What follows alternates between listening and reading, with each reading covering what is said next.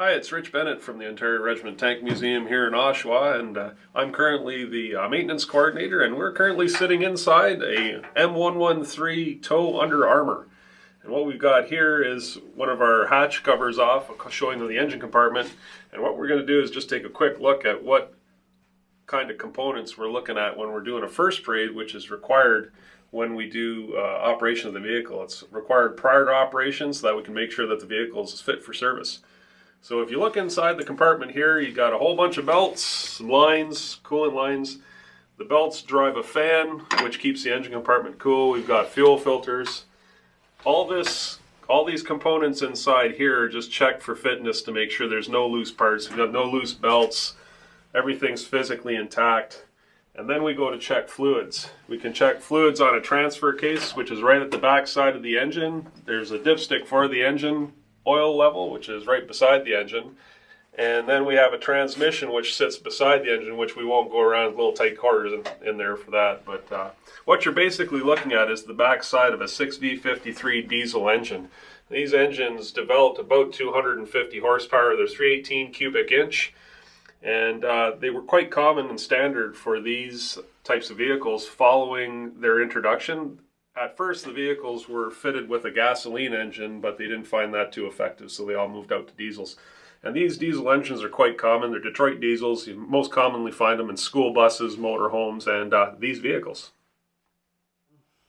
Now, this is the outside of our M113 tow under armor, and what we're going to do is we're going to open the front hatch where our control differential in the front end of the engine is stored, so that we can go over some of the checks that we do when we perform our first parades. So getting the hatch isn't all that difficult. A little heavy, but we manage. Safety first. Okay, so what we can see here, looking inside the M113, is we got our big air filter. We've got a control differential that houses the brakes that allows this vehicle to steer. And what you can see here is the front part of the engine, which your water pump belts are here. Some water lines, your exhaust. And now the checks that we'll do on the front end of this are very important because we have drive shafts that are located down here with U-joints, input shafts to the control diff, which is also drive shaft and U-joints, on your opposite side. Now each side has a control differential output shaft to a final drive, and we have to check oil levels on final drives to make sure it's adequate so we don't burn a final drive out, and check oil levels on our control differential for the same reason. Fairly complicated. These have been in service for quite some time. Common failures for these are to blow the universal joints in the drive shaft. So it's very important to make sure that they're checked for tightness and retention. So we've already showed you a portion of our fleet. The M113 forms a large portion of the fleet here at the museum. They're quite common vehicles in the Canadian military and hence part of the largest part of our collection. So moving away from the standard M113, which was in service in the 60s and 70s, we've now come to an updated version that was in service from mid-80s right up through to current day. Now this is a TLAV, which is a track light armored vehicle. You can see that there's differences in the track now.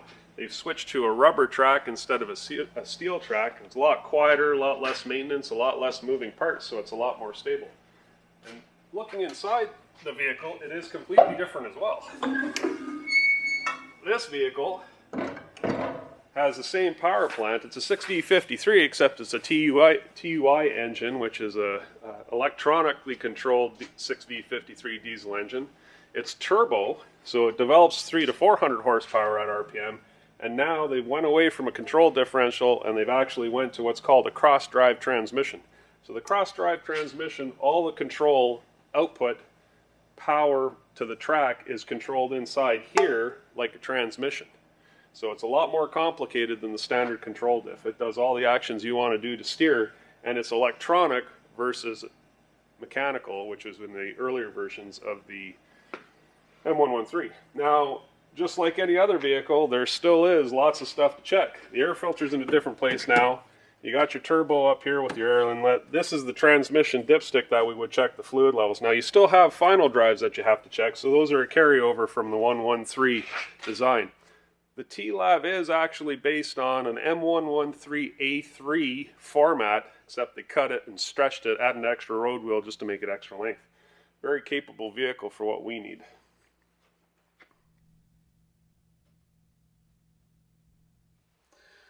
So as you can see, the complexity between the older M113 and the newer TLAV is quite significant. Not just anybody can learn how to drive these things. You can't just jump in, start a key, and away you go. There's a lot of hours put in for training, a lot of hours took for out on the field to try and drive around the circuit. Make sure you understand the vehicle, know how it operates. It is quite complicated and they are quite dangerous vehicles, so we do go through a comprehensive training program here at the museum. Now, if you like these videos, we do have more. Please feel free to visit us at the Ontario Regiment Museum and like us on Facebook. And it's nice having you.